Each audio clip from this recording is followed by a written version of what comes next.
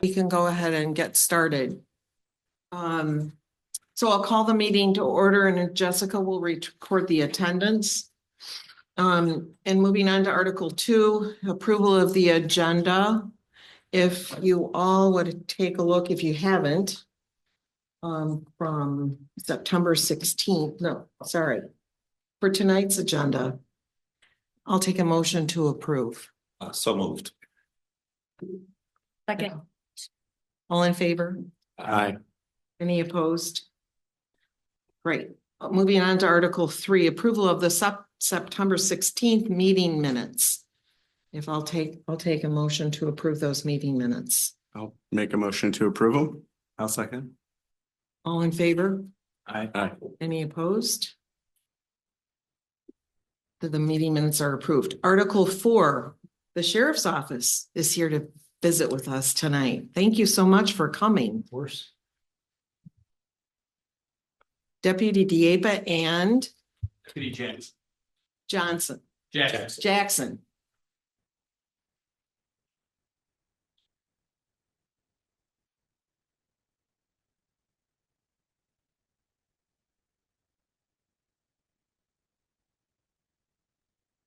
All right.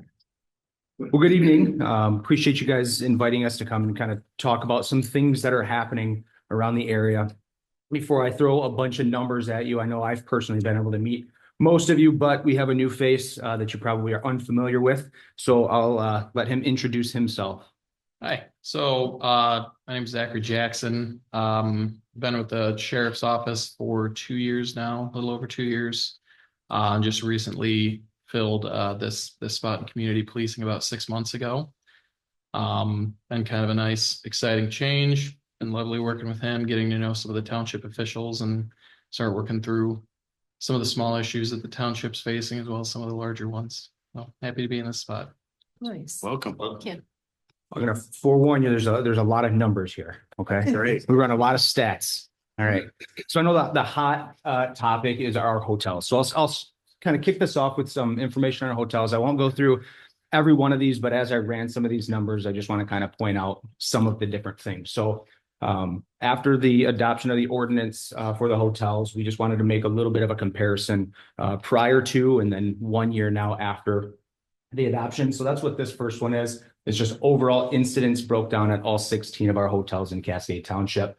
And you can see the comparison. The few that do kind of stand out are going to be Clarion and Red Roof, but you'll see in a minute here on a different slide that the numbers seem extremely high when you see the percentage of total incidents. The 25 and 24 actually represent between just those two hotels, it's 50% of our call volume amongst the 16, right? And I think a lot of us expect that. However, you'll see that a lot of this is contributed to the proactive enforcement from law enforcement. Most of these, half of these calls probably are just traffic stops in general. The second small portion of it is just deputies simply being in the area, making contact with people walking around because we knew that these were areas that had a lot of crime. So it is partially our fault that these numbers are quite high in those two particular hotels. You'll see that in just a second, but I just didn't want to throw everybody off in panic, but they are still, despite the traffic stop, significantly higher than some of our other hotels. These are the two top incidents at the hotels. If we broke down all 16 of them, this just shows the total number for the past year. And then it actually breaks down the two top. The good news is most of them are general assistance calls is going to be your number one. And that could be, we have a disorderly individual that's upset about how they were treated. Most of it though is, hey, can you please come and help us remove so-and-so from room 105? They haven't paid their bill and they haven't left yet. So almost for every single one of the 16, general assistance is going to be your number one, followed by, again, traffic stops, which is, again, our fault that these numbers kind of went up. So we just think traffic stops, like Yeah. you're not stopping. Like I think of traffic stops as like speeding. That's not in a hotel. So what is a traffic stop? In a Yeah, hotel? we're doing high visibility patrols with along 28th Street. So it could be one of two things. We're making a stop of a vehicle pulling into the hotel, that we saw a violation on 28th Street or something happened that we had reasonable suspicion that something's going on within the hotel, and we'll make contact with an individual at a vehicle in a parking lot. So we're not seeing them speed through making the violation inside that And it's hotel. just that you're stopping that car on their property somehow. Correct. Okay. Yeah, whether they pulled in or whether we saw something going on in the parking lot and made contact, right? But it doesn't mean that those individuals that you stopped are patrons of that hotel. By no means. Okay. No, that they could have just simply selected that to pull in 100%. Absolutely. It's a good point. Yeah. So this was good news for us. The other stuff that you might see is suspicious situations. Again, that could be somebody sitting in their vehicle at 1 a.m., which to us seems extremely odd when you're paying for a room. Why are you sitting in your vehicle? We'll go up and just see what's going on. And again, most of the time they'll have, I'm having a smoke out here, or I'm waiting for so-and-so in the hotel to come out. So it doesn't necessarily mean that criminal activity is afoot. The next one is just the top 10 incidents at the hotels, and this is broke down between the year prior and then this current year, October to October. Number one, again, is your general assistance, and then you can kind of see down the board. Suspicious, again, we talked about that. Your civil matter disputes could be, again, two people just getting upset at each other. Another one we see often at hotels are going to be your domestics. So some of the uncontrolled things we're seeing up here, things that the hotels may or may not be able to fully grasp. These are just, they're renting the room out and people are making some poor decisions within the room. You can see the total number of incidents at all the hotels, 861 prior to the ordinance adoption, 836. So we dropped just a little bit, about 3%, right? But again, it's hard to really say because we're doing a lot of the proactive enforcement, and whether or not it's the ordinance that's causing the drop or if it's just us getting pulled different directions and unable to make more proactivity. So there is a little bit of a discrepancy, but the number did go down just a little bit. This one I wanted to kind of pull up. Personally, I wanted to know how many calls that the hotels are getting versus overall calls in Cascade Township. So the very first one I did it from 2022 to 2024.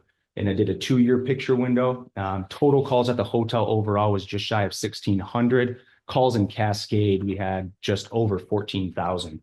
So the calls at the hotels contributed to 11% of our call volume overall, which is not too awful. But then I even took it a step further and I removed our traffic stops that we took within that 2-year period, which is just shy of 170, which put us about 10%. So our proactivity increased at about 1%. So that gives you an idea of us being in the area, what's causing some of these numbers to go up. And then you can see I broke it down again. I did 1 year from February to February, and then just the most current October to October.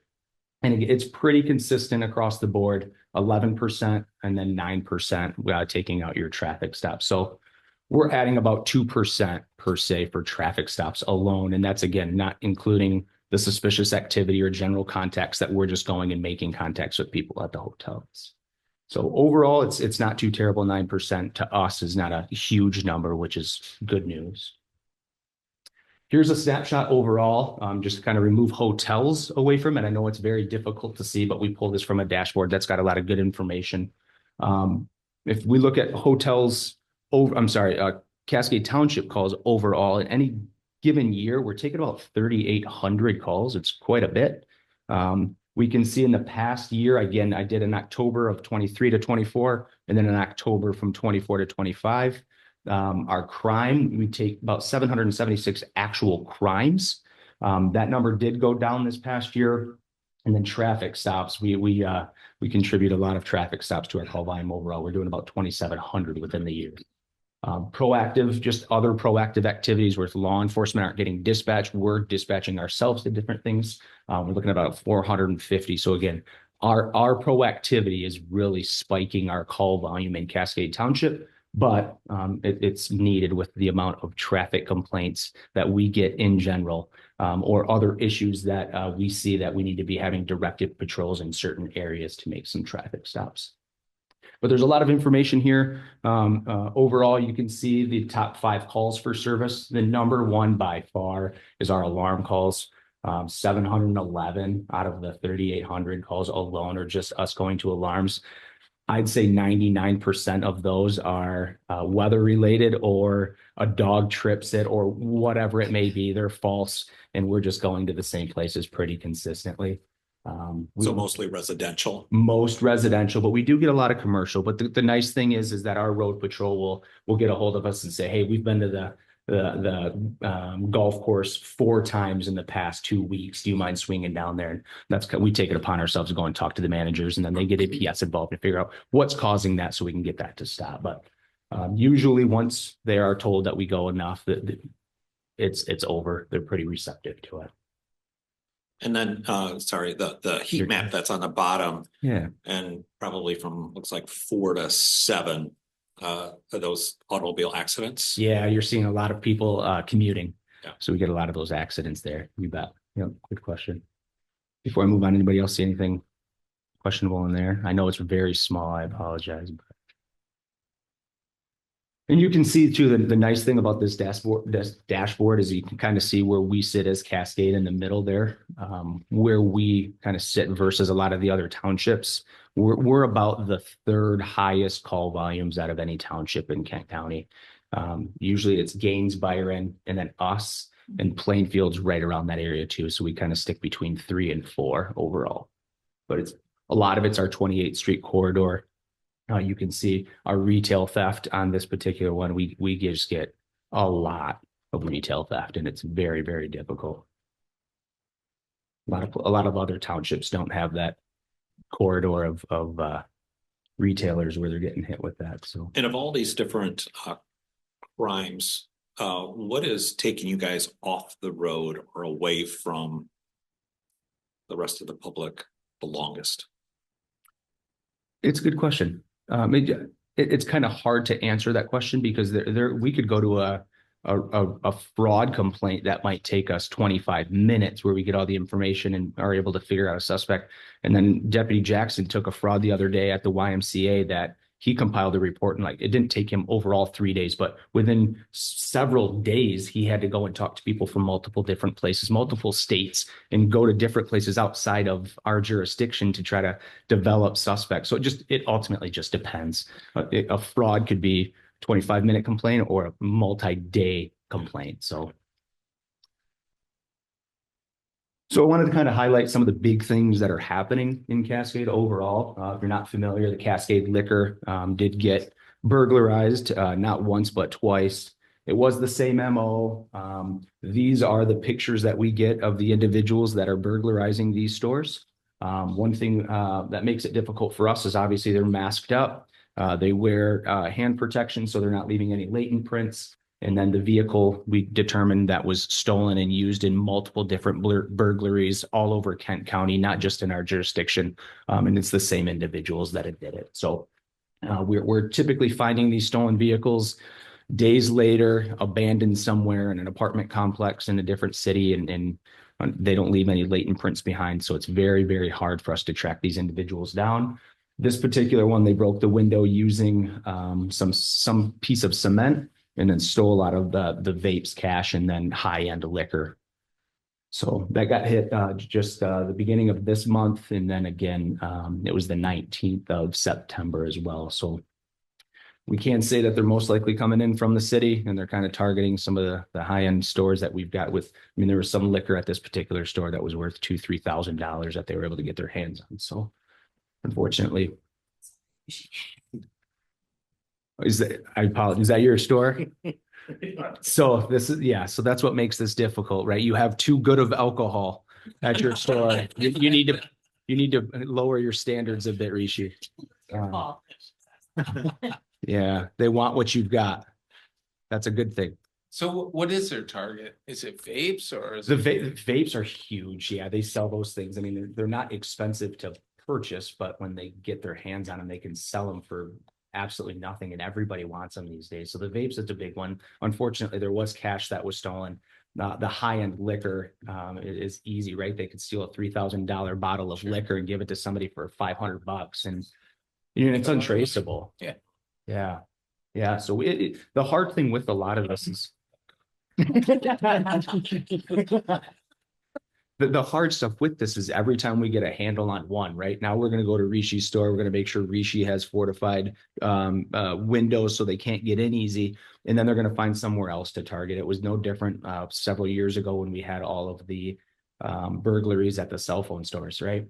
Stole the displays. We'd go in there, we tell them to put them in the back, and then they moved on from that, started going to car dealerships, breaking into car dealerships, stealing the keys that were just left on the dealers' desks, and then they put those back in safes, and they just keep moving on to the next target. And every couple years, we got somebody. So unfortunately, Rishi's the target currently, and it'll move on to somewhere else. So it's not.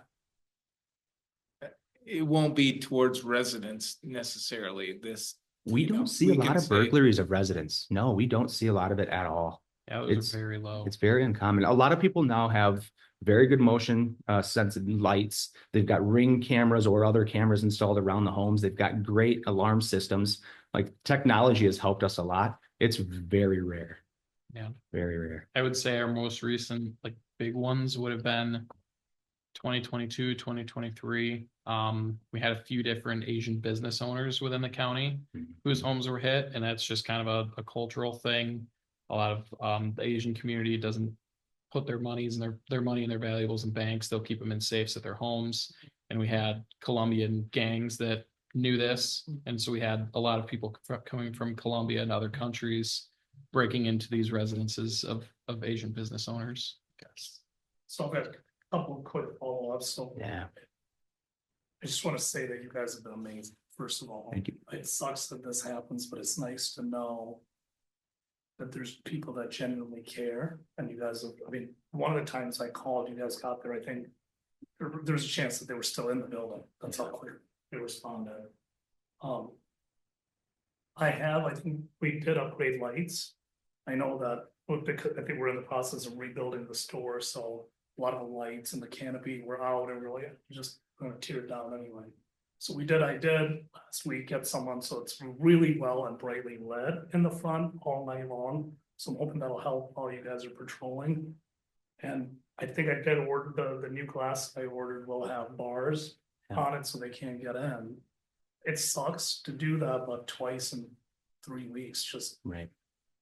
I have like PTSD now when the alarm goes off. For And sure. between the two locations, there's either motion or something, and I think in the last month and a half, I've had 4 days where I've slept without an alarm going off, so. Right. Right. It does suck, but thank you for the recommendations. It's really, really comforting to know that you guys are around the area patrolling, and thank you. It Yeah. does suck. Yeah. But thanks for the feedback, and For sure. if there's anything else that we can do as a business to help you do your job easier, I'm all ears, and we'll make those changes regardless of the time frame of the new building. Thank you. Appreciate that. I mean, I'll tack on a huge thank you, because I think between the hotel ordinance and you guys increasing your patrols, whether it's traffic stops or just being visible in our parking lot. We've been in that location now 9 years, and this has probably been the longest stretch where we haven't had to call a non-emergency line. It's where we haven't had incidents in our bakery, and I haven't had to reach out through back channels they're not back channels, to directly with you, like, can you help me resolve X, Y, and Z? And while I would say the numbers aren't as telling, what I would say is I think the offenses that are going on around the Red Roof Inn in some key categories have declined significantly. Yeah. And so that's I'm not seeing ambulances rolling up with the drug overdoses as often. I'm not seeing, there isn't as much activity around the building as I used to see. And so my team feels safer, and we're focused more on our business than the safety. So I just can't say thank you enough to both the township and then also to you guys. You guys have been amazing through this whole journey of the last 9 years. You've been very supportive. And I was going to kind of wrap up saying specifically that too, that the calls might not show right now, right? We had a decrease of only 20 calls over a year after this ordinance has been adopted. And we don't know what specific categories without really nitpicking through it. But what we know is a significant calls, they're not there anymore. We're not seeing guns and drugs and overdoses as much as we did. And the second piece of that, is that they have been extremely receptive to us. I don't know if Ryan had sent out something recently to the Red Roof about, hey, we've had a lot of calls there. We need to have something documented and on what you guys are going to do as a business to prevent these calls from coming in. But my phone blew up today from Patel, and he says, hey, Omar, let's work. I want to figure this out. So they are being extremely receptive as business owners, reaching out to me directly. So they'd never done that previously. And so he was like, Omar, I don't want to lose this business. I want to work with you and figure out what we can do. So the ordinance has helped in that way as well. So Just huge thank you. Yeah. To everyone involved. yeah. The last two things, we'll kind of wrap up on two more things. If you are unaware, on the Kent County's website, we do have different types of dashboards that you guys can look at if you're ever curious. You can break this down by jurisdiction and kind of compare what's going on at Cascades locations or anywhere else. So this is just kind of a snapshot again from 24 to 25 of crimes specifically. So total number of crimes that we had in Cascade Township, we had 988. 40% of which we were able to clear, which I know it seems very, very low, right? We can't even get a 50% clearance rate. When you see the picture, unfortunately, at the business with people fully masked up and wearing gloves, this stuff is very, very difficult, but our detective bureau is working their butts off. So it seems low, but that's actually a great number. I'd love to see that in comparison to some other agencies. I think we do work pretty hard. But other ones, you can see what crimes specifically are going on, the number of crimes that are happening, the top 5 crimes. And then again, you can compare that to different jurisdictions to say, why does Cascade have this many assaults versus this area? We can kind of make that a comparison too. But overall, I'll be honest with you, Cascade we're doing pretty darn good in comparison to some of the other areas. I don't want to throw anybody else under the bus, but the significant calls that we hear in other jurisdictions, our guys are kind of sitting back saying, glad I'm not working over there. Then the last one I'll throw up is if you want to just see if we're doing our darn job right, there is a traffic stop dashboard where you can get some comparisons too. What are our deputies in Cascade doing versus the deputies over in Plainfield Township? So it's just kind of fun to look at those numbers and make some comparisons and see, not to necessarily overwatch us or micromanage us, but it's just a good way to kind of keep an eye on things to see what's going on in your area. And again, this is on the Kent County website, so you all have access to it if you choose to. But the other crime dashboard I'd show you, if you need anything specific about your particular business or an area per se, if you get a hold of me, I can have our crime analyst run that fairly quickly for you. So is there any questions about anything that we've covered or anything that you have overall?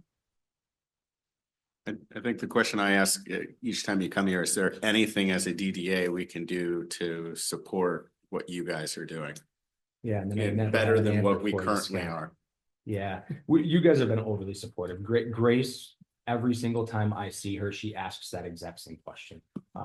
We spent a lot of time and money trying to just throw different directed patrols in certain areas. And the hard thing is every time we get a handle, we'll put the directed patrols and I'll run the stats and we're like, oh yeah, we got it, they're done. And then all of a sudden, 2 months later, we're not doing those directed patrols, and all of a sudden you see a little bit of a spike. So the township has been more than helpful in getting what we need. So Grace extends that out every single time.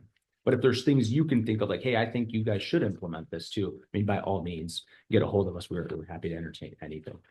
Yeah, we're not all perfect. We don't have the answers for everything. So if you guys as DDA members have a solution to, we're happy to listen. Thanks for coming. Yeah, thank you. Thank you so much. Much. Yeah, you bet. Zach's off the hook. I told him I'm going to give the presentation and that any question gets directed towards him, and you guys are quiet tonight. Next one. Things are that good. Thank you. Thanks again. I'm very happy. Moving on to Article 5, the Village Park Plan. And I know Mike Reese is here from Troyer Group. Got Wes Landon from Native Edge. He did the Friendship Park landscape design. John, can't remember your last name, John. Moxie, that's right, from Fleece and Vandenbrink. Did right? But we had more. well, township. Good evening. Nice to see everybody again. See, You too. maybe. Hey, it did work. All right. Good start. All right. So, thank you. We, been working the last couple months on, kind of fine tuning this schematic design for Tassel Park. I know, we gave this presentation or a very similar one, last month to the board, and some of you were able to be there for that. But there's a few updates as well. So kind of kicking things off, we were tasked to kind of take that conceptual design, the work that was done in the village master plan, and then kind of get that to the next level of schematic design before we move forward into the design development. I'm sure most of you guys are familiar with the park itself, and then being able to add the Tuffy site and Verberg property to this project to kind of expand the impact has been good timing, and as you'll see, very integral to the design. Just kind of a quick site analysis. Really, we wanted to focus on the kind of perimeter of the park, the riverfront, making that very engaging and also more ecologically beneficial. Focusing on the Tuffy site and how that can work with the park, and also the Verberg property. And with that, the potential to connect underneath the Cascade Road Bridge with a pedestrian walkway, so people don't have to cross Cascade Road. The main part of the park was about 25 years ago that was developed, and a lot of that is in still pretty good shape. There's certainly some things that need to be improved, but the character of that part of the park is fantastic, and we want to be able to keep that and build from it. So, there's some challenges and opportunities with the grade. There's a pretty steep drop from up on Thornapple River Drive down to the riverbank. So from an accessibility standpoint, it provides some challenges. But as far as, being able to design some interesting features and amenities, there's a great benefit to having that slope as well. There's also the floodway that we have to be concerned with. So we've already met with the state agencies, with Eagle, to kind of have preliminary meetings on what they could allow us to do. So that's been very beneficial, kind of getting them on board early. So we're not going to have to make major changes to the design when we do this permit process. So just some kind of, existing photos. You can see the existing boardwalk, that parking lot. One of the things we wanted to try to do is get the parking out of the main area of the park. With that, just, that great area, there's so many better uses than parking, but still making sure that we make the amenities in the park accessible.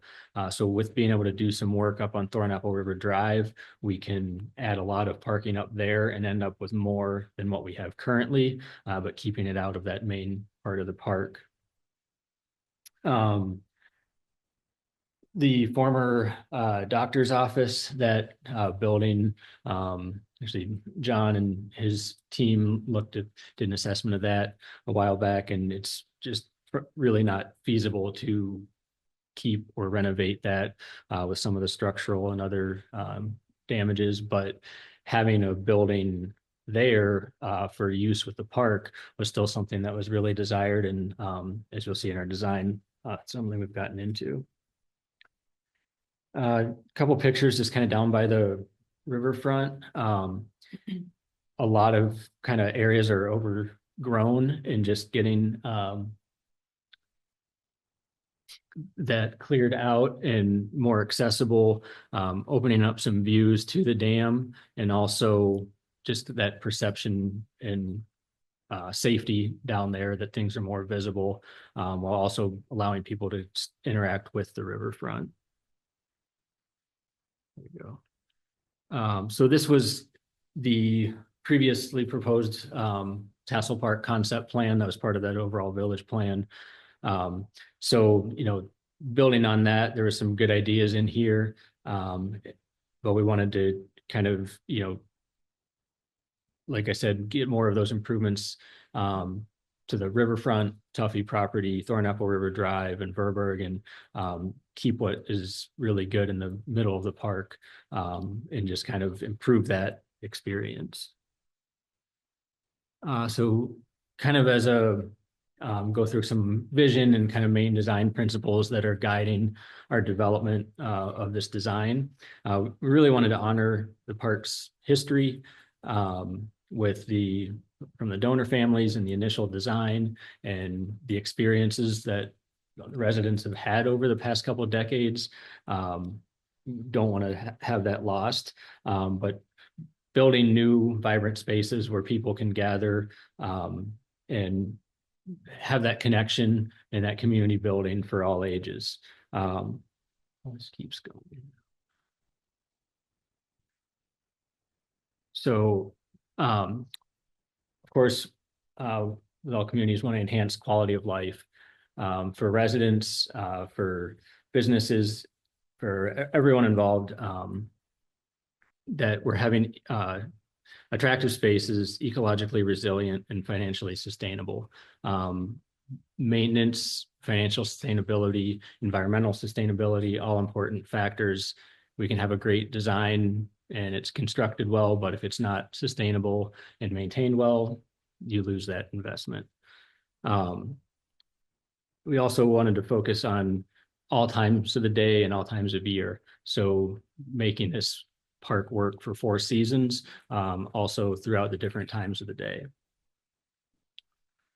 Also, this is kind of viewed as a connection to the village.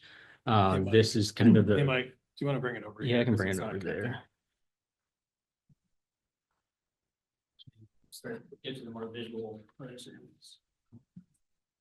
So we really want this to seamlessly connect to the village, and also the trail system with the improvements on the Cascade Road Bridge that were done recently, and our trail coming through there, and now the ability to go underneath the bridge and connect the trail system with the park is a fantastic opportunity. I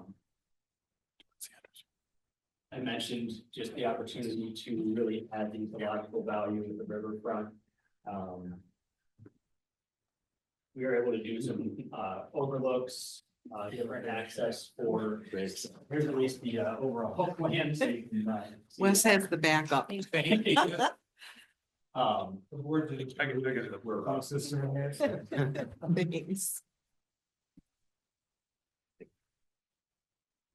So there we go. So yeah, being able to still have boardwalks and fishing piers. One thing that we've all noticed being down on the park is people are always out there fishing. Yeah. So whatever we do, want to make sure we can maintain and improve that.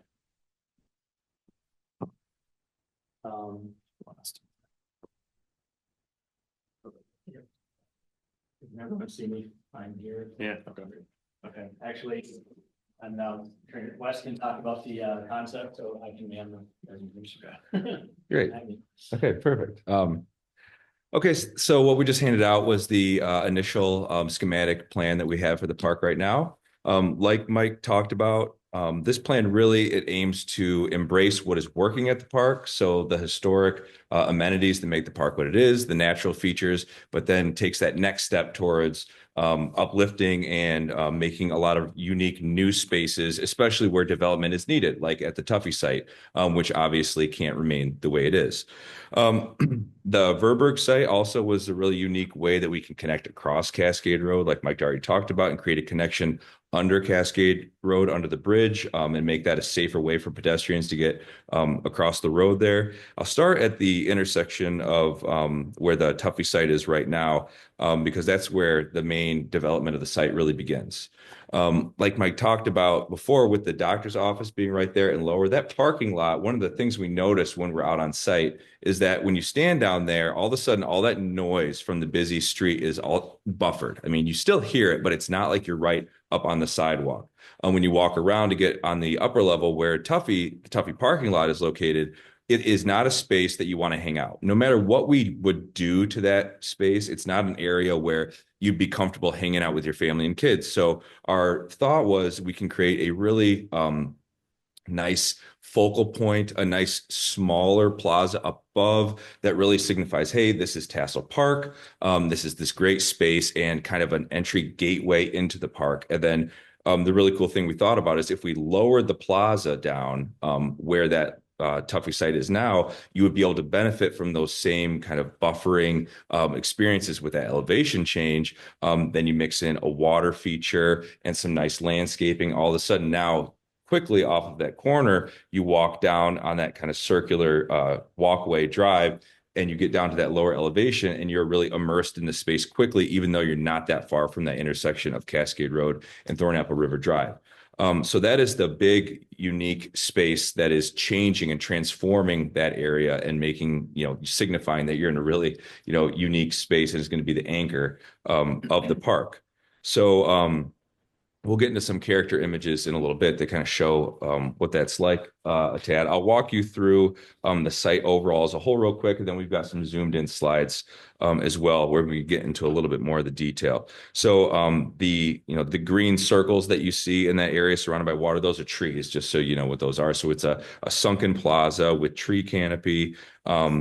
Walking around from the upper plaza, that arc curves down to take you to where you can see the new doctor's office. Maybe that's kind of the Tassel Park Cottage, or got to find a new name for it other than the doctor's office. But it's another anchor for the space that can be served for multi-use space in a covered location, perhaps small vendors and things of that nature.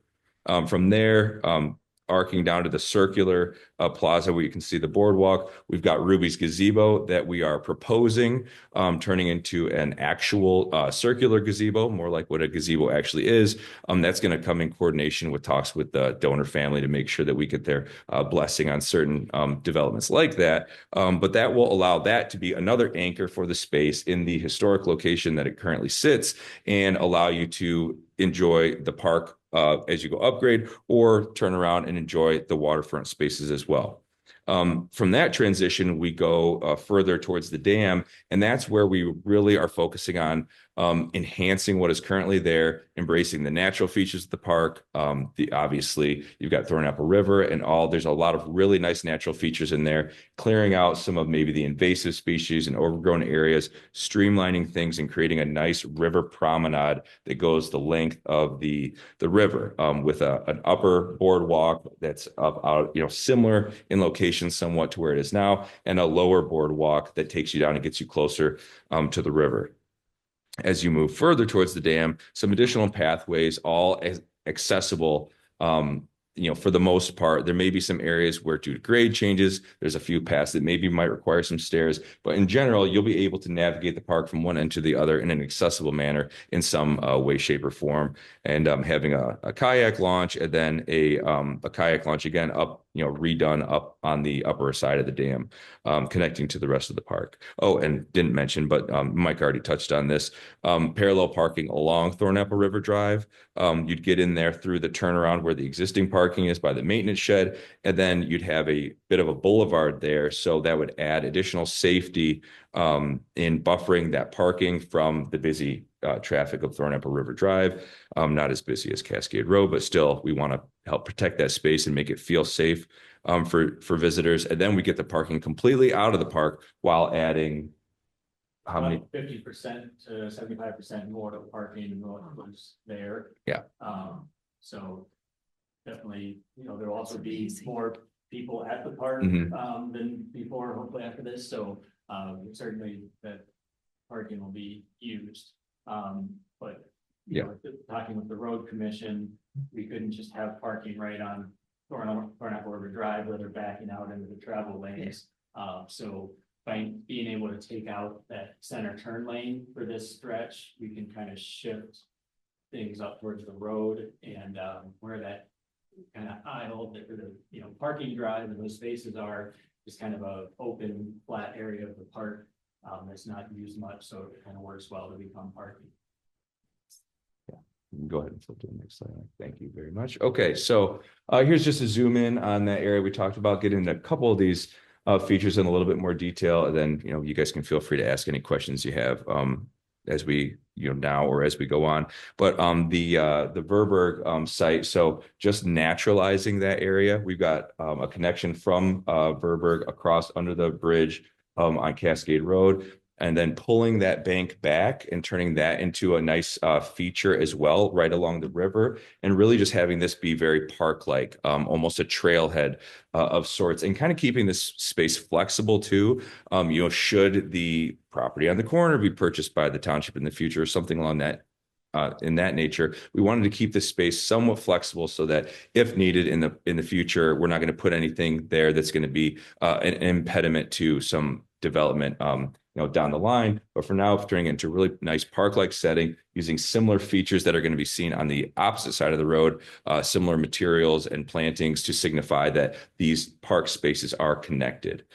Then taking a little bit closer look at the Sunken Plaza. The idea is to have this kind of cascading, pun intended, water feature that really helps to additionally buffer the sound from the busy traffic up on the street level, and just adds that visual interest as you travel down and make your way into the park. Another one of the features that we want, this is conceptual right now, so this is certainly going to change as we get into more detailed design work. But our big design task is that we're going to make this look really presentable and natural and like it belongs, whether the fountain is running or whether it is shut off. We don't want it to look like there's something missing. It's going to still feature a lot of nice lush plantings and be very engaging even when the water isn't flowing and cascading, and using a lot of nice natural stones. So even without the water, it's a very nice feature. You can see that there's a little bit of a ribbon of water that comes out into the plaza a little bit. That's a natural playground. Whether or not you want to call it a natural splash pad or things like that, we want that to be a little bit engaging for kids, because the splash pad as it currently sits is going to go away because it's decommissioned anyway. And this, instead of having a kind of splash pad with a bunch of big colorful things and buckets flopping, this is going to be a much more natural playground, because that was one comment that we got, is that people get down there with their kids and there's maybe not a lot of stuff for the kids to do. So this allows them to be down there enjoying the space and be integrated with what's going on without it looking like there's a big playground that maybe looks a little bit out of place in the area.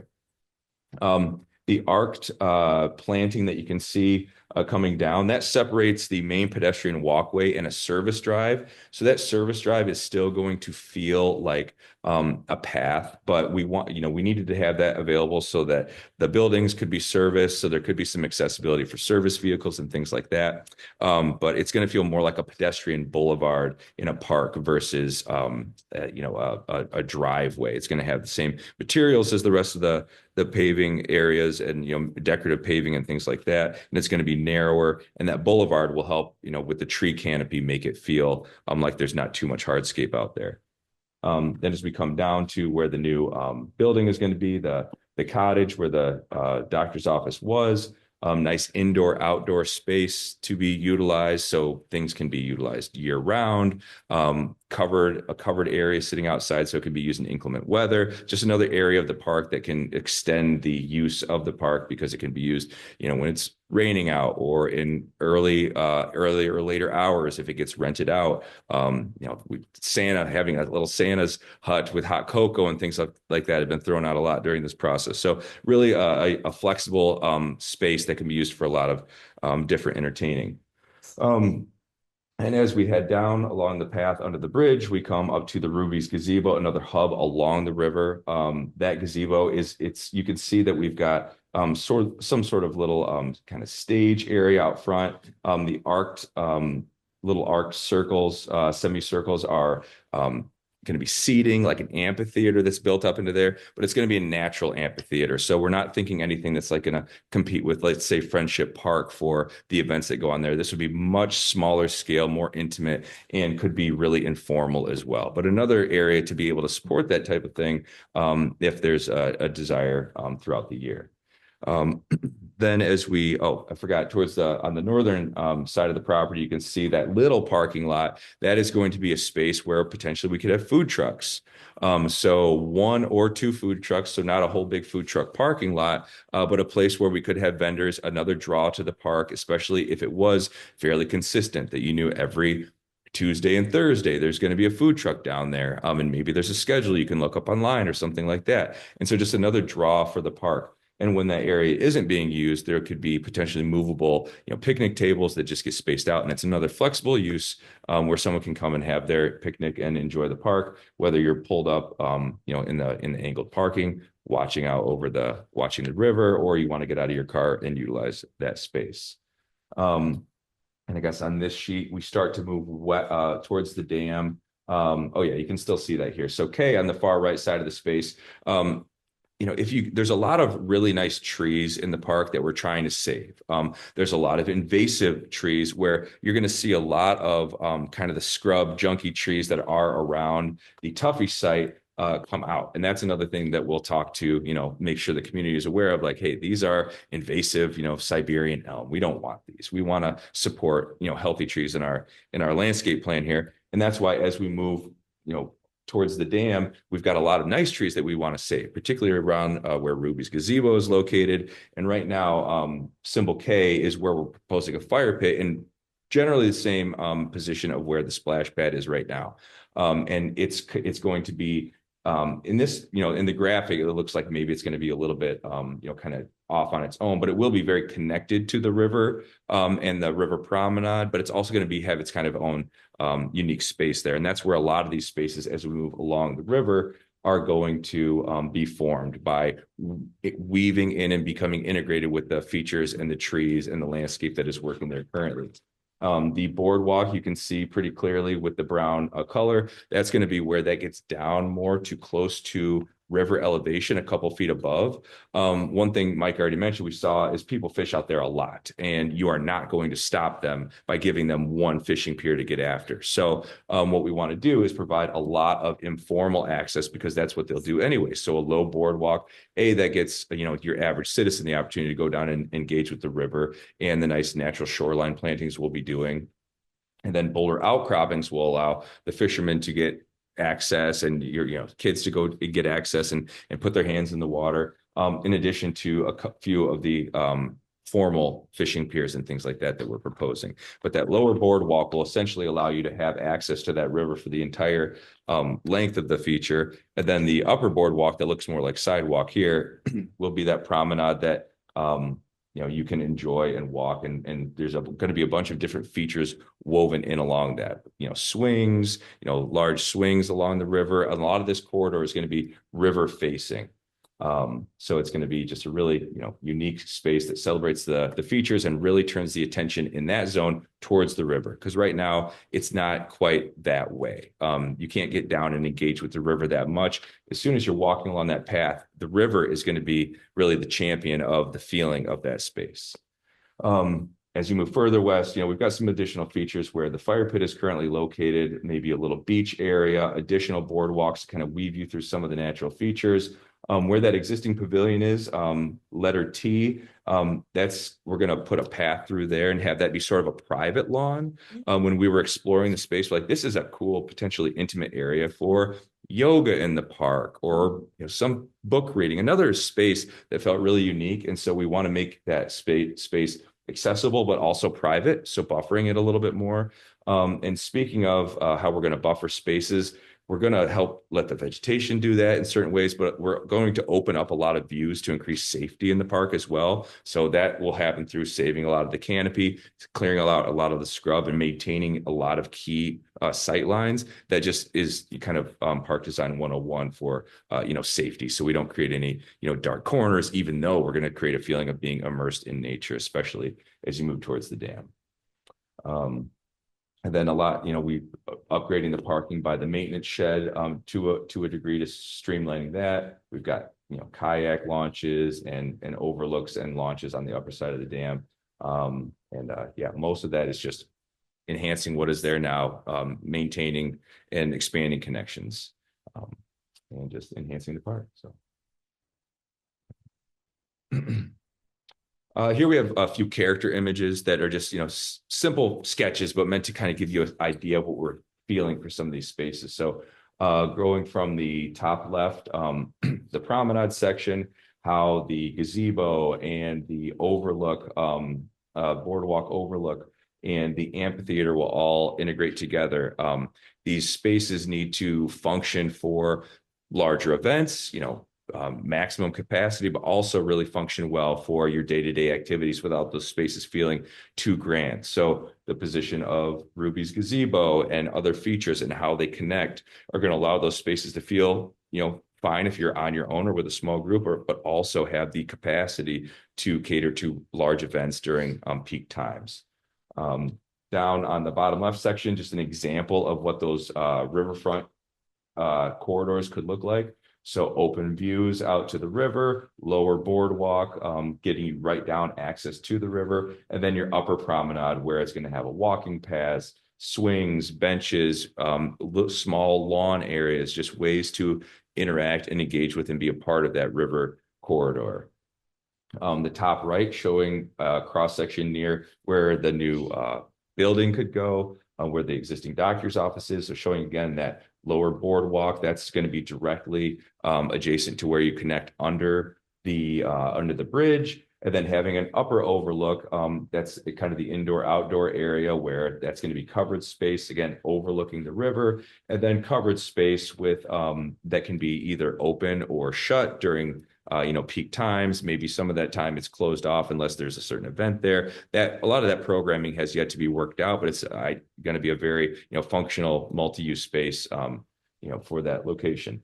Then on the very bottom, the sunken plaza section. So showing how on the right side of the drawing, showing how when you get in that upper plaza, the draw is going to be going to that edge, being drawn to that water and being able to see down into the park, and that sort of anticipation and mystery about like, oh, wow, there's a lot of cool things kind of drawing you down into the park. So the idea is in that upper plaza, you're going to land there, you're going to be able to orient yourself, see where you're going, and draw you down into the park. And in the lower portion of the plaza, we're picturing having, trees in that plaza area. So, reforesting that, and, couple cool ideas that go along with that is lighting, the opportunities that has for lighting those trees in Christmas time, having those be kind of almost at eye level as you're driving by. Just a lot of really unique opportunities with that space, and then showing kind of the way the water and the vegetation and the stonework can make that a really unique experience. And like I mentioned, it's going to look great whether the fountain is running or not. That's critical. Lots of flowers, lots of textures,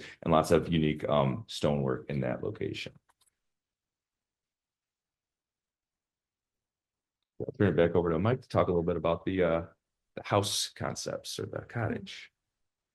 So Wes kind of mentioned the building kind of down where the doctor's office is, and the opportunity that presents for just so many different activities in the park, 4-season use, programming by the township, rentals, and then also fitting with the park and that kind of daily use. So don't have like a name for the building, but we kind of know what we want to accomplish with the layout, kind of having that open space where you can have flexible tables for rentals, a concessions area that would be able to serve for both inside and outside, as well as restrooms that would also be facing the exterior and from the inside. So this building would function if it is closed or if it is rented, people in the park could still utilize this. Also, of course, storage area for tables and other park elements. And then the mechanical room needs to be larger so we'd be able to house all the pumps and the equipment for the fountain feature in that sunken plaza. So this building will also help kind of accomplish that goal as well. Kind of a just character image that we had talked about was the House of Many Porches is the name of it in Dix Park in Raleigh. It's kind of that cottage feel, making a cottage riverfront aesthetic with the wraparound porch, as Wes kind of mentioned, being able to have that indoor outdoor use to expand that usable space. Kind of making sure you can kind of see in the very conceptual floor plan, the door, a lot of doors. So kind of those double French doors, being able to open those up, get a lot of air, light into that building. So our architects kind of working on kind of detailing the floor plans and building elevations right now, but just kind of give you a conceptual idea of the programming for that space. So just some kind of character images for the different areas of the park. That sunken plaza, you know, having that tree canopy and just kind of really enclosing that space from Cascade Road and connecting it to the riverfront. The water features for the white noise and the aesthetic benefits, you know, something that goes up or two on the left, kind of that main flowing part, but also as you kind of move away around there, more naturalized. The lower left, kind of that example of being able to integrate that water feature into play, and some of those natural playground ideas. That kind of small parking lot, the opportunity for food trucks or you know, pop-up shops during the holidays or for a farmer's market, you know, things like that, kind of get that flexible space. Bench swings for kind of a fun amenity overlooking the river. Having some hammocks kind of down in that area by the riverfront, where it's kind of, you know, feel a little bit more secluded, nice views of the dam and the river, and then opportunity for some gas fire pits, kind of more formal, but also a less formal one, maybe down by the beach. I think that is everything for the presentation. So we'd love feedback and discussion and your thoughts. Go ahead. Well, so I have to tell you that, I mean, this upper level, I love this as a transition because it's like the scale is good and the mix of hardscape. So when you're moving away from Cascade Road and that whole intersection, it seems like it's like a planned but natural transition from that very busy road noise and all of that. And as you said, like a gateway and a platform to sort of look out over the rest of the park. I think it's really well thought out. Thank you. Great, thank you. I mean, I would tack on to it saying, I think you're honoring the heritage of the original donors and the vision that they had, right? You know, we aren't treading on it and we're enhancing that vision. Just for me, just a couple call outs of just thinking at, you know, 30,000 feet. One thing would be the illumination of the park, right? So two things is we spend thousands of dollars to add lights, right? To make it look Christmassy. And two examples that parks have been able to be activated and fully utilized would be there's the park in Singapore, I think it's called the Gardens by the Bay. Yep. And millions of people will come in the evening, but during the day. With intentional lighting integrated and already built in, you can activate a space. And proof of concept that you can go from Asia here to the United States and even locally. I met with the director of the Muskegon Luge Park where they added lights. Thousands of people engaged the park in the evening. But if we go with that intentionality at the beginning, with you have so many great assets here that you can get usage at night and you can put timing on it. This could be activated for the holidays. It could look great for the 4th of July. It could, you see where it's going if you have the right LED lighting. So that was one thing. The other thing is just visibility. I had a meeting today. There's the Greenway project, the $30 million bike trail project that connects all the bike trails in West Michigan. And it's coming together and we're part of that here. And that bridge now is set up where, you know, the bikes, I'm envisioning in a short period of time, this can be done the next year, there could be an influx of bikes wanting to engage. And this is a natural space for them to engage. And this could be a nice little, you know, like flycatcher, if you will, and I if we had areas to park bikes and to make it very accessible, that might get people, the right people to loiter in Cascade, knowing that that $30 million investment is gonna connect. So those were those were the two additional things as we're kind of looking at this, but just like, I think it's great. It captures so many different purposes.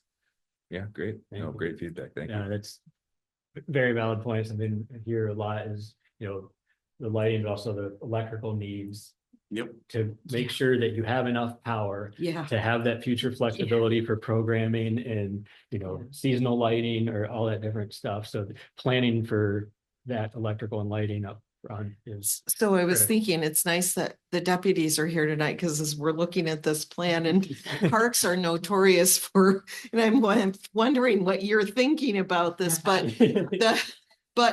the lighting aspect obviously is a really important one in terms of making it a safe place at different times of the day and helps you guys see what's going on as you're driving by and that sort of thing too. Strategically, have you had many calls from the park? This particular park, no. Other parks in Cascade, yes, unfortunately. But again, the lighting is a huge deterrent. People don't like to be where other people can see them. So as long as it's illuminated. Oh, yeah. Do you have concerns about the walkway under the bridge?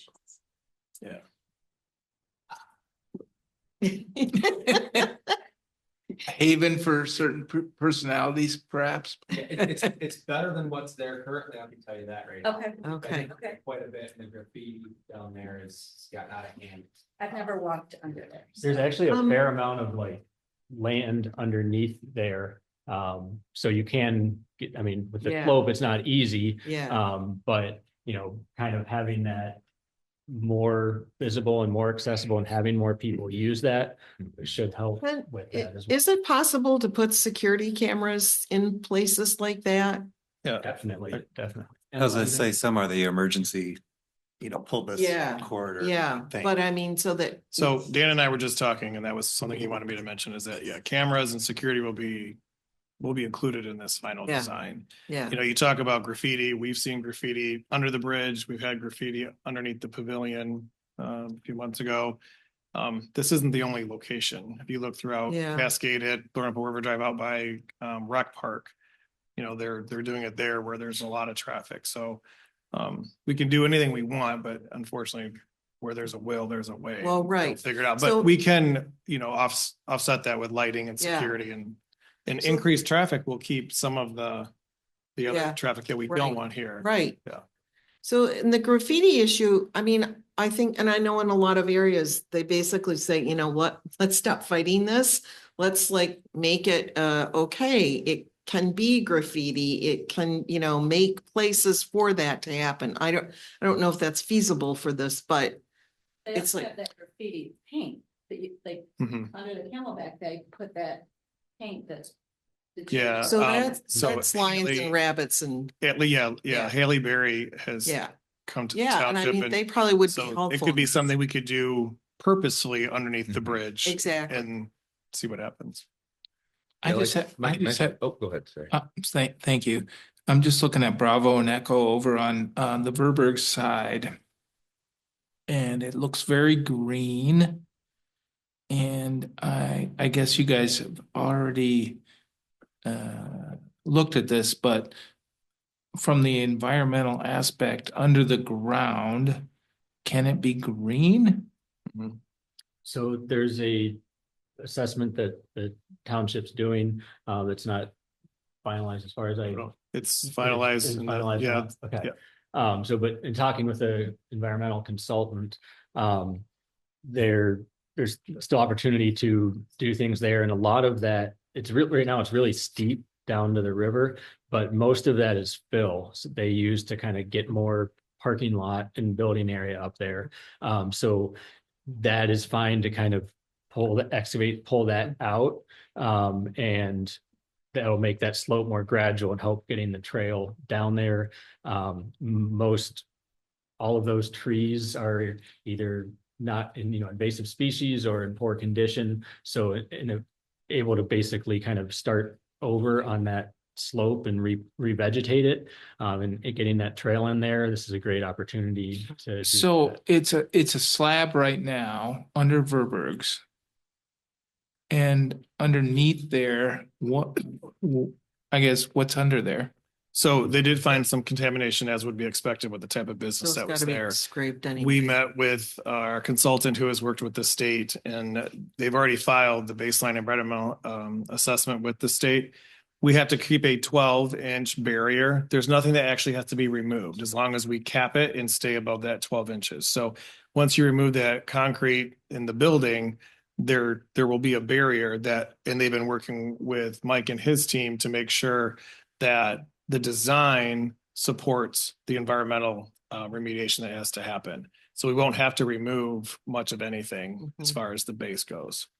And there'll be But it- some excavation There'll be- needed to Yeah. get the trail down to Right, that so it has to grade be to make it regraded accessible. to, But if there And is then- any contaminated soil that's encountered, it just has to be hauled off Yeah. appropriately. yeah, And then, as Disposed Dave of mentioned, appropriately. yes, exactly, having that 12-inch cap put back on before whatever the trail or vegetation. And then we or have to whatever submit a maintenance plan to make sure that periodically we're making sure that that cap is there, but that becomes part of normal operating procedures moving forward.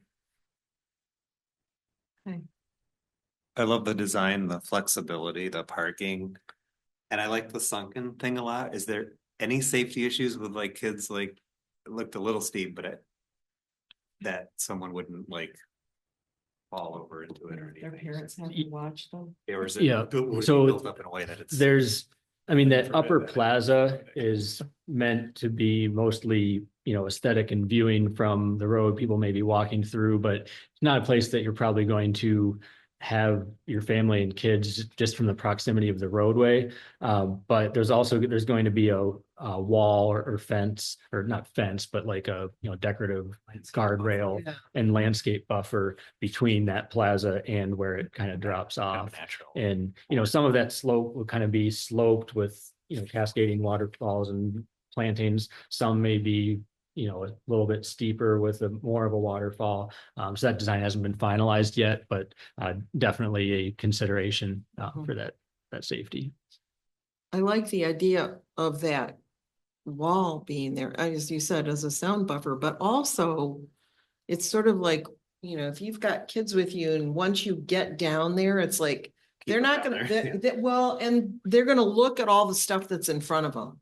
They're not gonna most likely head back because all the fun stuff is gonna be in front of them that they can see. And like this, even this little water feature or this sort of play feature with water. Yeah. I think it's a great, as you said, if you can entice people or kids to go to those things, draw them into those things, then that wall behind becomes sort of a safety net in Yeah. itself. Yeah, and we keep having that kind of natural play area, and if it integrates some water, Yeah, kids I will want love to that. play there and not be climbing on the waterfall and the other stuff that we Exactly. want to keep you've created a people place for off them to of be, there. yeah. Yeah. We hope. Yeah. Yeah. How many parking spots is it about You hope. roughly? I'm just thinking about, is it There more? is about, I think, what was it, like 25, 30? And then currently, there is about 8, 5, 13 plus the 13 plus those over by the dam. So it's, it adds about 50-75%, Okay, so that's pretty, yeah. 25. In that space. Yeah. Just along Thornapple River, so 25 plus the kind of horseshoe area. Yeah. So I think this is great. I just want to echo what Scott said. I think lighting is incredibly important. I think that could change the, and I understand there's probably a cost element to it, but then you're taking a park that can be used for 8 hours of the day and adding an important 4, 5, 6 hours in the evening. So, Especially right now. Yep. yeah, no doubt. So I think, that's a great point. I think, whatever the state of the art lighting equipment is that can be controlled and adapted over the different time changes that we have, I think that's a great idea. I think that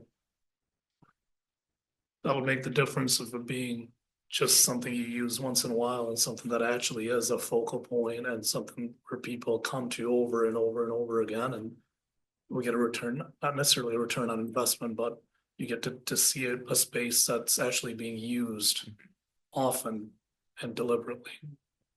It also, it signals that people are welcome in this space at those Sure. times too. I mean, that's what good lighting of parks does. It's actually, that's absolutely spot on. And that will be a big focus of the design is, letting people know that like, this is a space to be enjoyed during these times, not just accent lighting, but, strategic lighting of certain spaces. And yeah, it's, part of the design intent, I think, is going to make the place really special and just a draw. So. And I think, Rishi, if it's eye catching too with the lighting at night, I think it might calm traffic down too a little bit because it draws your attention to what's going on over at the park. I'm in 100% favor of spending resources on lighting because I think that is, I think, the key element to making this a success where people, not only from Cascade Township come to spend time, but hopefully from other communities as well, which then hopefully will draw more people to spend money in our restaurants and shops and other areas. So I think that's huge. Good call, Scott. This is an Yeah, I'd be amazing. pleased to work on that, like whatever the state of the art. Doesn't have to be Singapore level, but maybe 95%.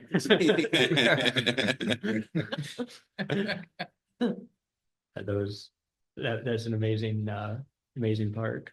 Yeah, They're a little different it is. scale and feel, but the lighting aspect is so critical there. But again, even that luge park with the simple Yeah. string lighting that did at night turned it into at nighttime, thousands of people are now activating a space that was vacant. And I'm willing to bet probably 90% of parks close at dusk. And this, since it's downtown, has the opportunity to be something very different that no one has in the area. Yep. No, it's Scale is good. I can see this being used, all these different places within the park being used at different times. And I can also see that the entire thing could be used for like a big event, a big art fair, or a big, that it's, because it's like you said, it's all connected. Yeah, and to the event and parking, something we talked about is like, well, we want to be able to have events here and have lots of people in the park, but we don't want to have a large parking lot that sits empty on a daily basis. So having, the village nearby with kind of the large parking lot by Folling Warehouse, or we have the church in Wycliffe Park where we have that agreement, we have some parking up there. Yep. There's the trail connections, or you could have a shuttle that could bring people there for events. So there's ways to Right. still get people to the park for larger events Right. without having a parking lot dominate the park. And it's close enough to some of the other parking lots that we have in the village that I think that will work too. Yeah, exactly. Along those lines, connectivity across streets and things like that, the mixed use development that is across Thornapple River Drive, they're talking about redoing potentially, parking or something along those lines, and just making it so that if there's additional development, there's easy ways to get to the park, like you mentioned, Right. from adjacent areas to just encourage, Yeah. walkability in Cascade. Yeah.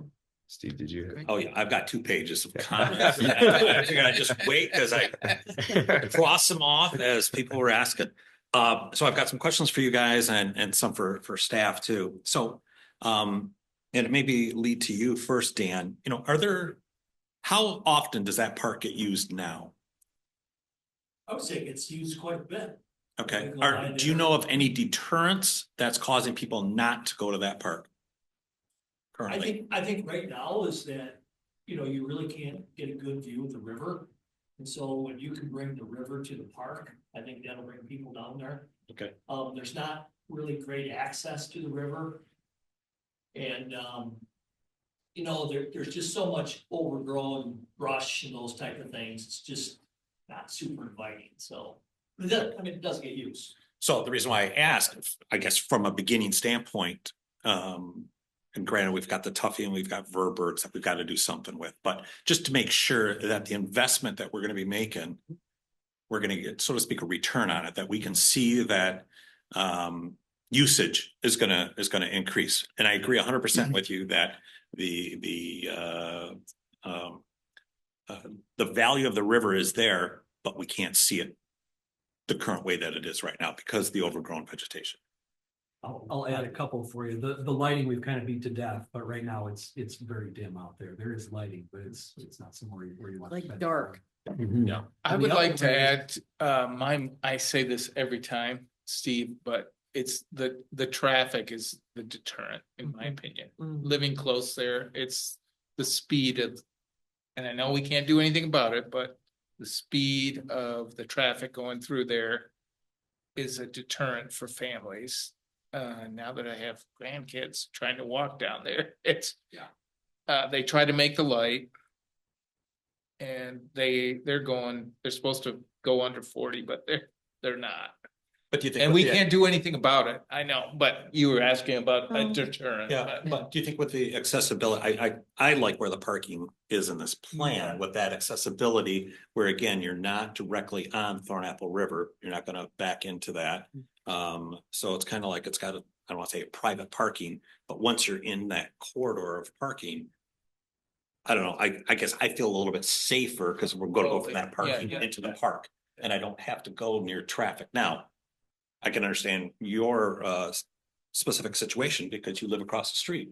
And walking would be something that you would do with your grandkids. Yeah. I think you're gonna get a lot of people from the neighborhoods too, coming over. The bridge is a lot safer, and then if you do the Yeah. pass under That's- it, I think you're gonna get a lot of families. That's been I very agree. good. Yeah. Yeah, I think each of these, I mean, we've talked about so many things over the years of potential to slow traffic down along Cascade Road.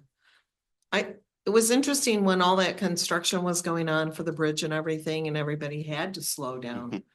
And after it was open, it took a while before people were going 60 miles an hour down the hill, headed west on Cascade Road. They've all sped up now.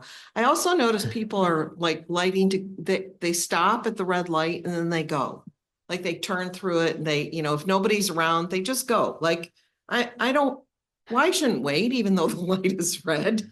But all of these pieces of things over time and further down the street, hopefully will all together sort of like, I don't know, some symbiosis between all of them that it will. I think this park will potentially slow things down. I think there's some intentionality on Cascade Road to make it feel more dense. Yeah. It's going to, Yeah. whether it's banners, whether it's plantings. Planters, I think there's opportunities as we realize this part of the vision. Mhm. I think we're gonna be able to lean in on some other things. Yeah, I agree.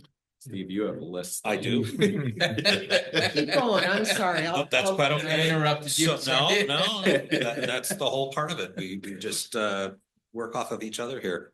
The sidewalks that you're showing in the plan, these are all current sidewalks, so we're not gonna have to dig up sidewalks and redo. Again, I'm just looking at from a perspective of cost. Yep. On this, that granted down there where the doctor's office is, understandably, that's got to get all new pavement and so forth, and where the driveway was. But as I take a look at the sidewalks going through the woods out to that out towards the dam, are those current, or are these going to be, so to speak, A lot of the. bulldozing and starting from scratch beyond the trees? Yep, no, a lot, and kind of backing up to your first question, the talking through and kind of updating this plan the last couple of months, we've really kind of pushed that investment away from the middle of the park and where there's a lot of good things already to the Tuffy and Verberg site and the riverfront and Thornapple River Drive, where it really needs that investment the most. And part of that is the sidewalks in the park. A lot of those will be in the same or similar location. Now we want to replace those sidewalks just with the condition. Some are, fine for a certain stretch, but if you had a bunch of new sidewalk and then an existing one for a section, so, but it still helps to have it a similar location because you're saving on excavation and grading and other things like that. So yes, in that kind of central area of the park, they follow real closely to the existing sidewalks. And then on here, there is noted as far as, I think it was M, the sculpture area. Does that mean that the current sculptures that we have throughout the park are going to be repositioned? Are they staying? Are they going? Again, as we take a look at the original folks that put this park together, I think some of those key placements, some of those things should probably stay. We're planning to keep them. Some of them may shift in location a little bit. The one at M, the fish sculpture there, that's just such a cool space with the wall and the views out. And so basically that one is going to stay there and kind of work a plaza and seating around that to kind of just amplify that space. But yes, we're looking to keep that and highlight those in the park. Letter S quoted as beach area. That does not mean swimming. That means just sand. Does that, I mean, yeah, if I saw that, hey, there's a beach, my first inclination is that people are going to want to go swimming in the river. Yeah, that it's basically it's kind of a sandy area there now. But so basically that's just kind of more of a gathering space to sit on the beach, a comfortable space to be. We're probably going to have kind of like there is now, there's some boulders that are going to separate the water to the beach area. So likely we'll need to have some of that. There'll be some sort of a separation just with the permitting as well, that it's just not a wide sandy area right to the river. Okay. But it kind of creates that atmosphere. Do people like go out in the river in waders to fish? Anybody know? I did not see that from, in front of, I've seen them in the river, but they've been downstream more. Yeah. I've not seen anybody out in front. Okay, Yes. but I mean, because you've talked about these more, the river being more accessible, and that to me is like another access point to the river. Whether somebody, I don't fish, so I don't know if people would use it that way to actually, gain access to the river to go out and fish.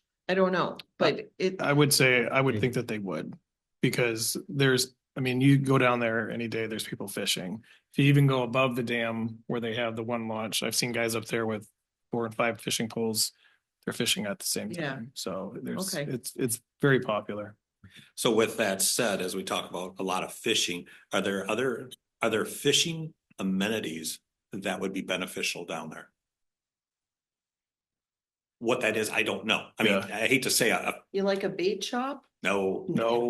Like a fish cleaning area type of thing? Like a fish cleaning area? Possibly. So that I don't know what that. I think we have to think through that really clearly, because what gets left behind is on us. Yeah. Correct. So Yeah. Yeah. Plus the fact, I don't know.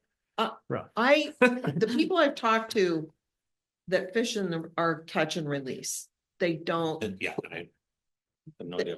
but yeah. There's 5 poles. That's what kind of led me to that question. They So we like got to 5 fish, poles. but- Somebody's probably trying to keep something out of there, but I don't know if they keep a lot. There is a waste station. I think it's for hooks and things Hooks like that. and fishing line. That's settled for. So I got a question, sorry. No, keep going. Can I ask, like in the summer, we get some interesting members that come into our store that are fishing that I would argue are probably not from our community. Do you see that in the summer when you're in the parks and stuff like that? the one day. I mean. Yes. I mean, Yes. I wouldn't say, there's people who like to fish. Yeah. They will get to a body of water to fish. It's like they're obsessed with that. And there's nothing wrong with it, but yeah, No. and I wouldn't say that we have any problems with those types of people that are there fishing. So, We've had some problems with them in the store, so that's why I asked. One thing really quick is it kind of, I think, relates to that and safety is opening up some of these views into the park. Because when we first started getting into this project, people talked about fishing, but it wasn't really clear how much. And every time we've been down there, every time, any time of the day, at least one group, sometimes multiple groups fishing. A lot of times you can't even see them though until you get to a certain point because down closer to the dam, it's just thick.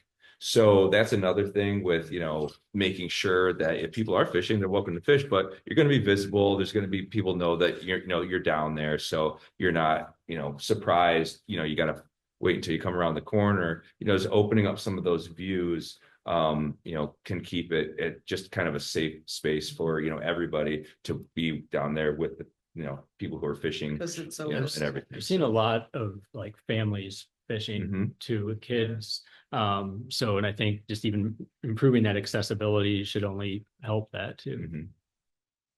Fire pits. So you mentioned that they're gas. Who controls them? The public controls them? The township has a timer on them. They turn on at this time and turn off at this time. So there's different ways you can do it. It could be, keyed. It could be an app that the township has control. There can be like push button ignition with a timer on the fire pit. So the public could just come up and, have 15 minutes of, fire. They have to have an emergency shut off. But yeah, so that's something we want to talk through with the staff. Typically, Make they that have work. a timer on them. So I'll push the button and the timer will go for 30 minutes or whatever it is. If you're familiar with downtown Holland or downtown Rockford, Yeah. they both have community fire pits, and that's how those operate. And so with fire pit and with additional lighting, utility cost to the township is going to be greater, I would think. Has there been any, as we take a look at this project, so there's going to be the cost aspect of building this. And then, of course, the question that always comes up is the maintenance thereafter.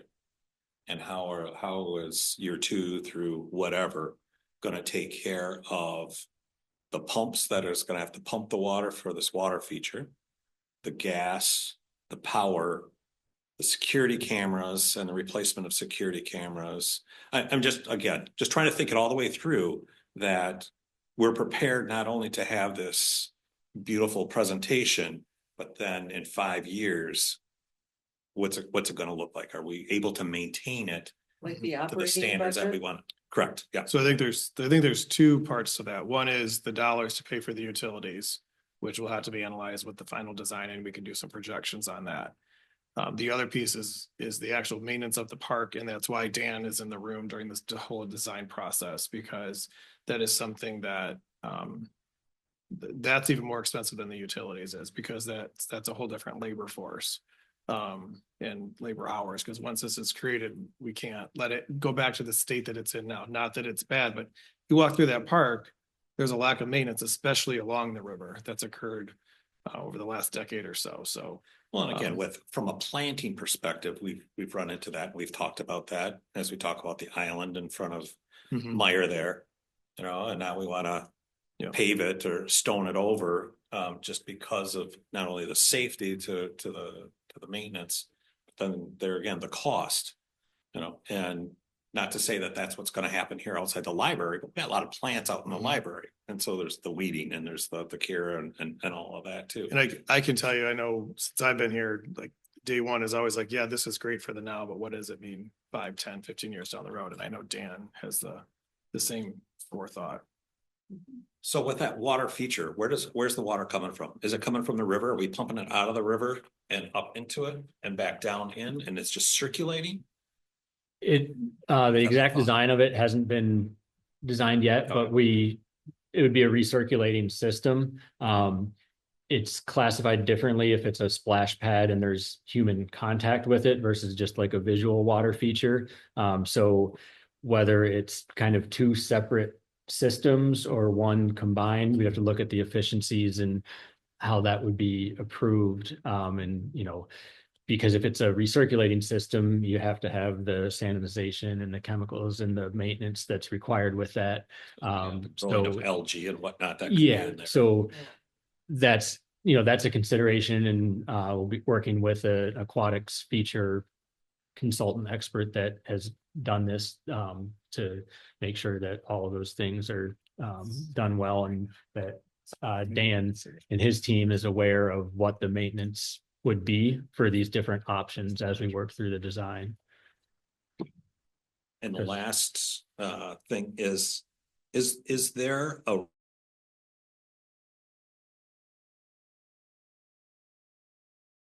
Wi-Fi available in the park? There is. Yeah. There is right now, yeah. There is. Yeah. Oh. Yep. Very good. Maybe we'll expand. Excellent. Yeah. That's a freebie then. One question, as long as we're kind of busting it all up and doing all the infrastructure, does it make sense now to incorporate any village branding? Like I'm just making it up, the arch that says Cascade Village now entering, or I know this is the focus is the park, but as long as we're kind of ripping things up. do we Yeah, I about think it that? makes sense to start looking at that from, I think we've talked about it as a group, the whole district needs to be looked at as well. I would see that almost as a standalone project, but I think it could be done in conjunction with this.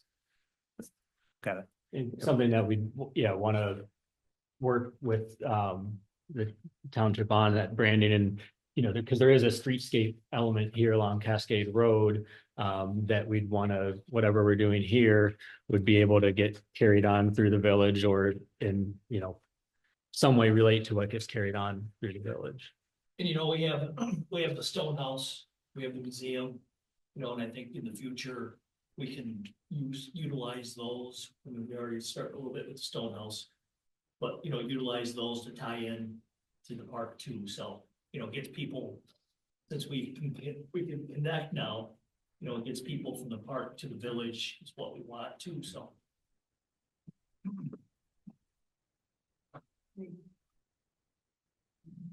Everybody good?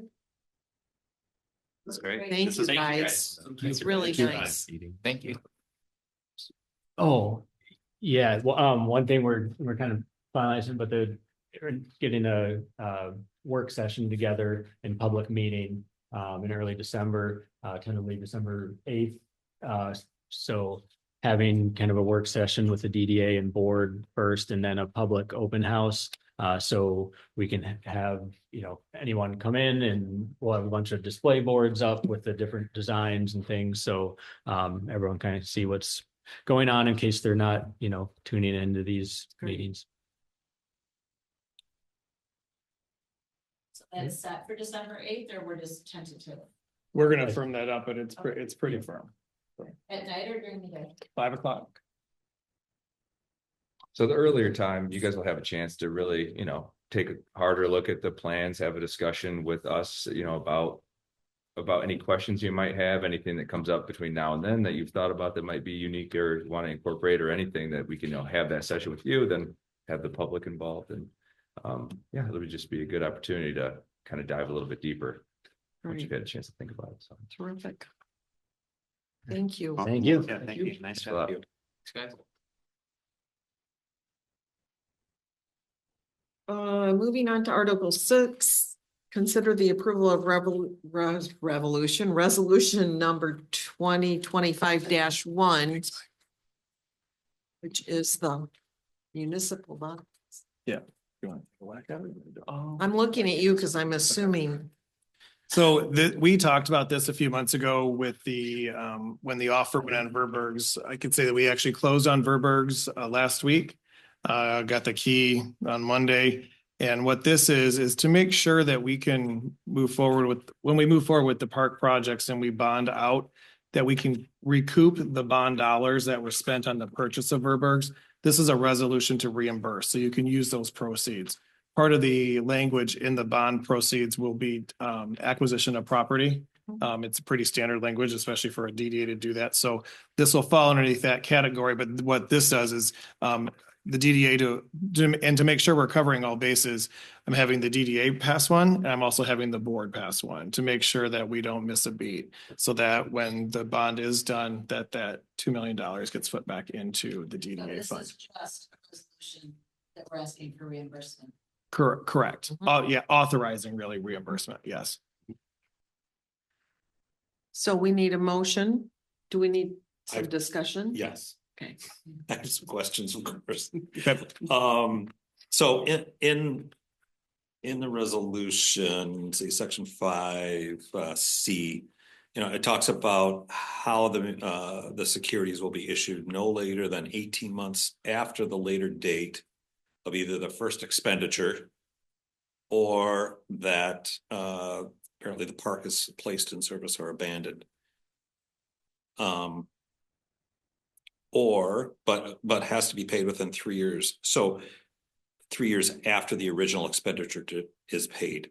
So what I'm reading here is that once the process begins, the DDA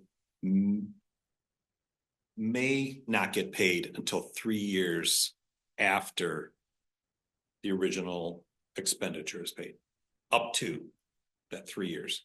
It starts 18 months. It's possible. It's possible. And the way that so that would mean though, that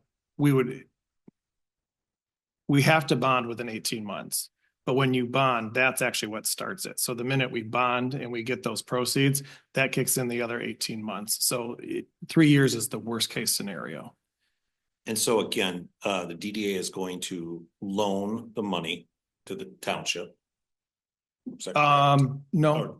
No, the DDA's funds is actually what purchased it. So, well, I mean, I guess you could call it a loan. Yes. Wait, so the bond is. I mean, the dollars did not go to the township. The dollars went right to the sellers. So. Okay.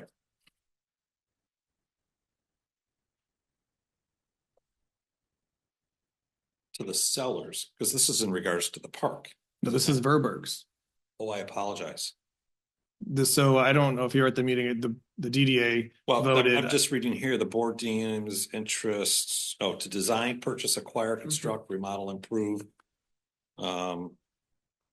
Okay, that's where I got confused. Owned by the township at and near Tassel Park, Thornapple River and Cascade Road for park and other public purposes. Yeah, because the bond is going to be much, much bigger than just saying we're going to improve see. Tassel Park. It's got about village improvements. I think Okay. there's a little bit of misconception on that because this is not all about just Tassel Park. This is about village improvements as a whole. Okay, Yep. so Within that the helps district. clear that up. Yes, Because, yeah, I'm going in with one perception. Gotcha. and it's apparently Makes sense. more than that. Okay.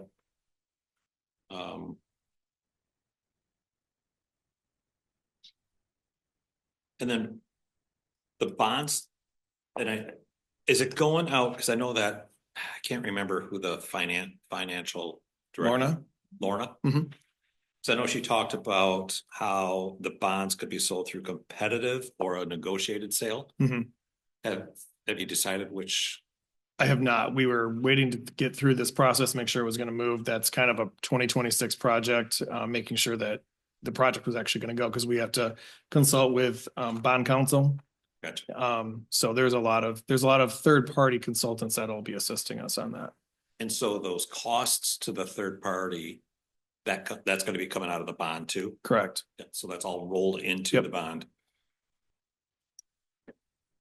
And this may not have been decided yet until you talk to those council. The term on the bond, 10 years? I'm Not trying to sure. think of what 10 years, they're for something this size, they'll probably go out 20. I can't remember what was on her. She had an allocation sheet, an example that she handed out. I'd have to go back and look at it, but I thought it was 20. Okay. But it really could be whatever term we wanted based upon the debt that we were going to take on. But you want them long enough because of the duration of some of these projects, Mhm. right? Yeah.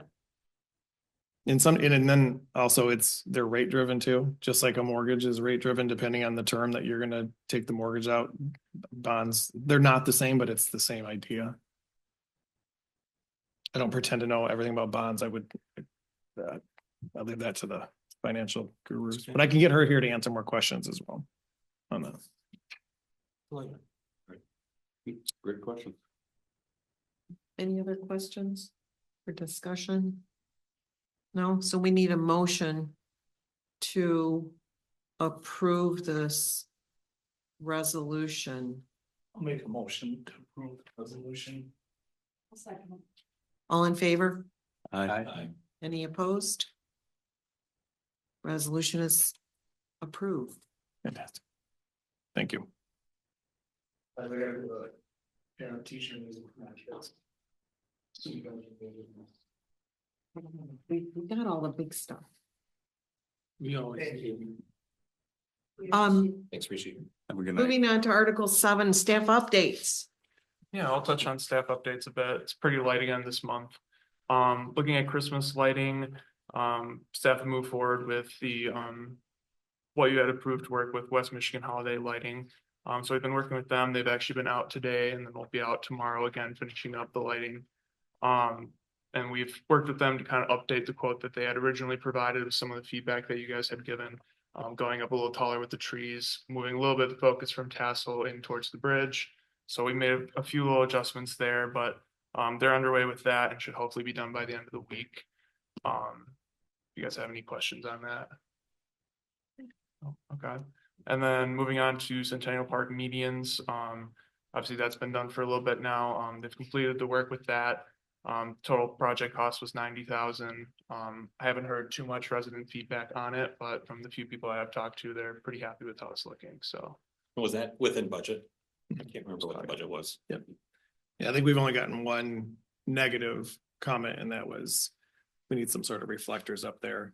So they claim they're less, they say they're less visible now, but There are reflectors. Yeah. But they just get run over. yeah, which they did before too. So it's not a new thing. So they're still going over the median. Yes. Okay. I will try. We had somebody run over it right after construction too and put a tire. Not. Oh, I saw that. I think the whole investment was that if no one notices or says anything, it was what we wanted, right? Successful. Yeah. They are traffic calming. I will say that, because when you hit it, you probably slow down, right? A little Yeah, bit. you did. Even by force. It's not gonna pay more attention. Yeah.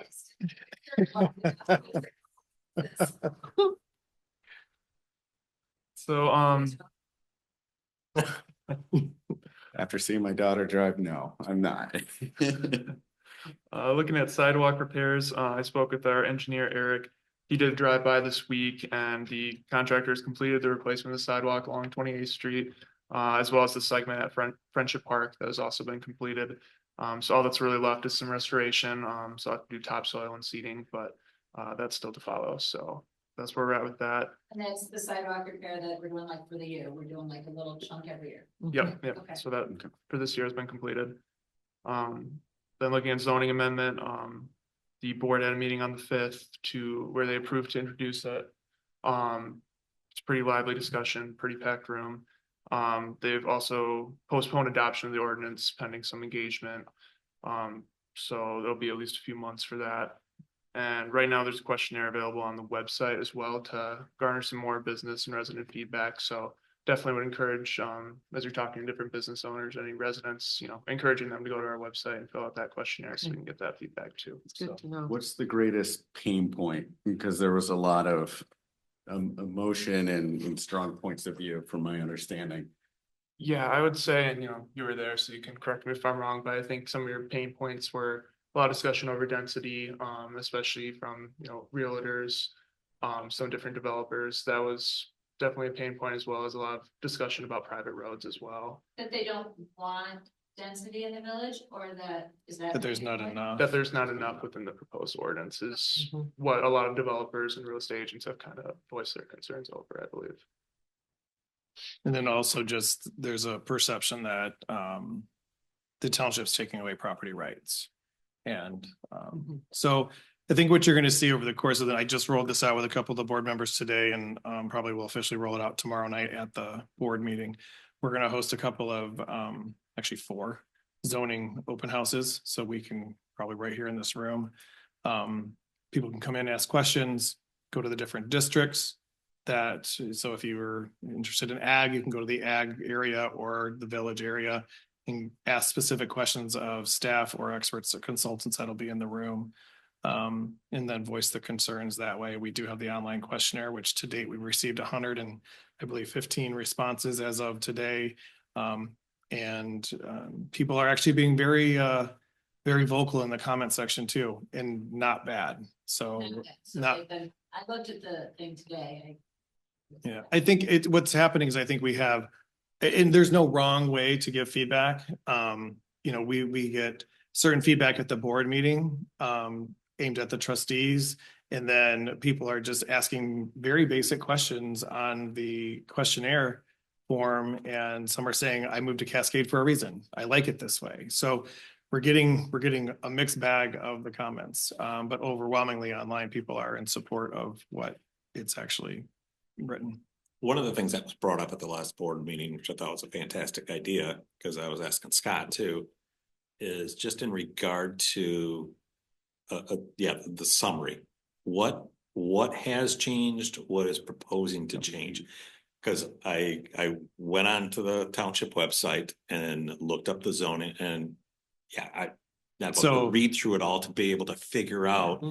Because, again, sitting at the last two board meetings just to be a part of, because it kind of affects the DDA too. Yeah. So if you go to the website where we put the questionnaire out last week, there is also 3 resources. One is the current zoning, the proposed zoning, and then that document that you're referring to exists. Okay. So it'll actually spells out what the issue is, what chapter it's in now, and then what's changing and what chapter it's in. This proposed. is only for the village, correct? Oh, no, this is the entire township. For the township. The ordinance for the you're talking about the form-based code. Form-based. Yeah, and the form-based code is in the village area too, and that's that's a point of contention as well. Yep. So there's zoning for the entire Cascade. Yeah, this is there's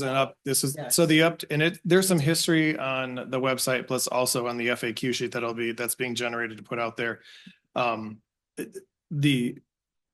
think our zoning goes back to 1974, if I'm not mistaken. The last update was in 2013. I mean, there's been small updates. I don't want to paint a picture that no one's looked at it, because there's been incremental changes like our hotel ordinance and some other zoning up by the airport. But not a substantial update. Not in over a decade.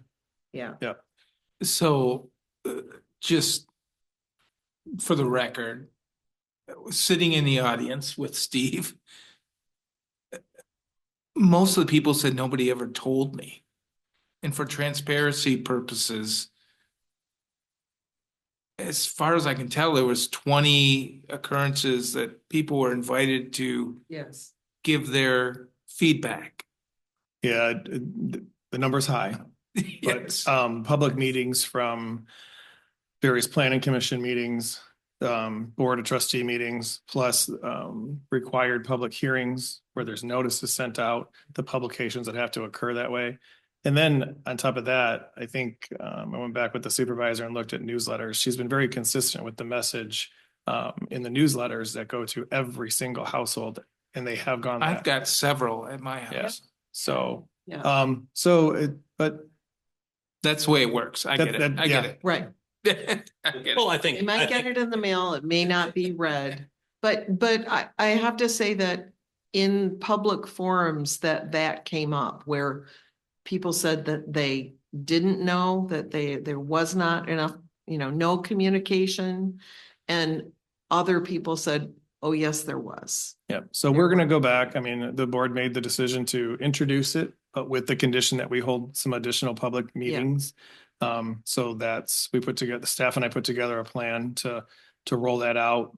We're going to meet with some other organizations that have been in attendance of one-on-one, that have been in attendance at the meetings as well, to get some more specific feedback. Because it's not always the most productive way to get feedback in a setting like this. I mean, I think unfortunately, this is the way that government works, and it works this way across the entire country.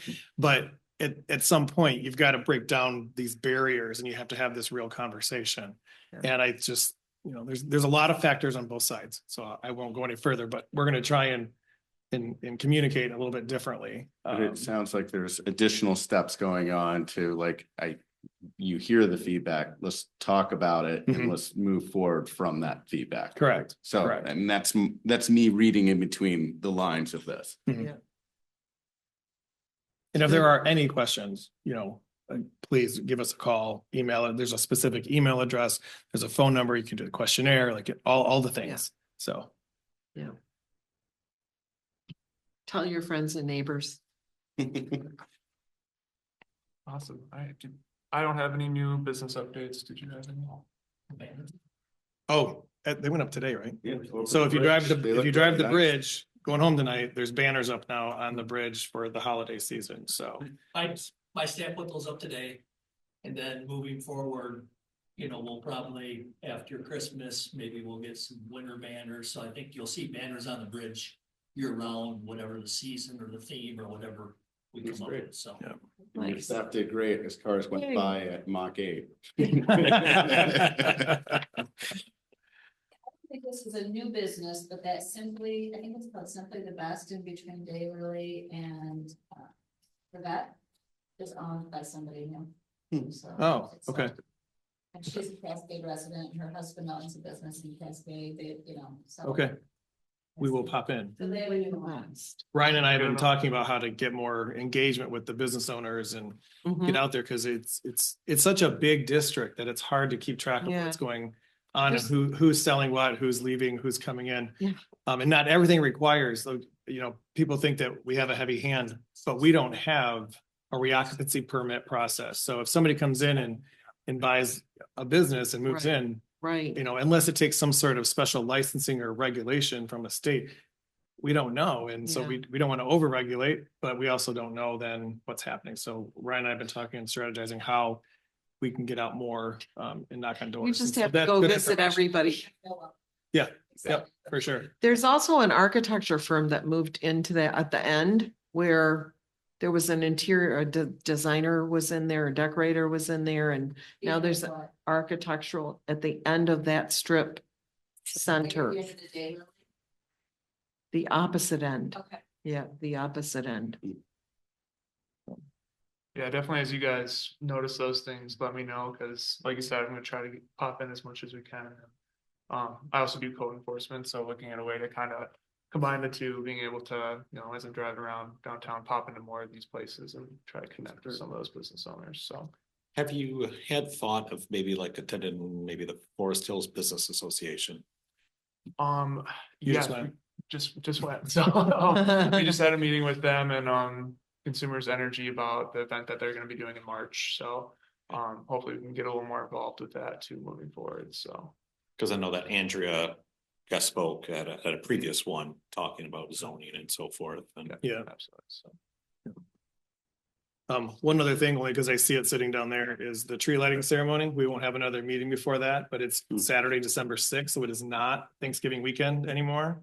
We didn't get a lot of attendance that way, so Dan and Sydney are planning something different for December 6th, Saturday, 5 o'clock at the old town hall where the big tree is at. They'll do the lighting there, and then they're I think it's still gonna happen. At the Stonehouse. Yeah, and then Santa will be at the Stonehouse right We afterwards. just So bought another Santa today, so if anybody wants to be Santa.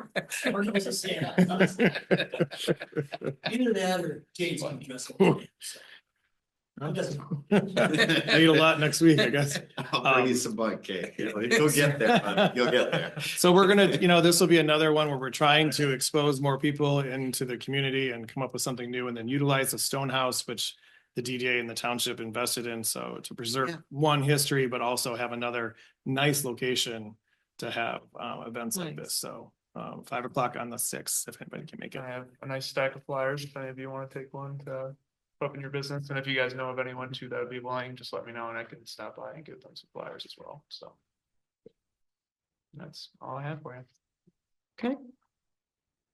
Any other business, Article 8? No, we covered a lot. Article 9, acknowledge visitors wishing to speak. Waited a long time for me. Yeah. Patiently waiting. We're happy that we're happy that you're here. Thanks Well, for I'm coming. happy you're here. So I'm Michelle Lauer and I'm from 2992 Overlook Summit. God is my neighbor, and I wanted to thank Scott and all of you really for serving in this capacity. My dad was on this board before he passed away, Gordon Reynolds, and I think what you do is really important.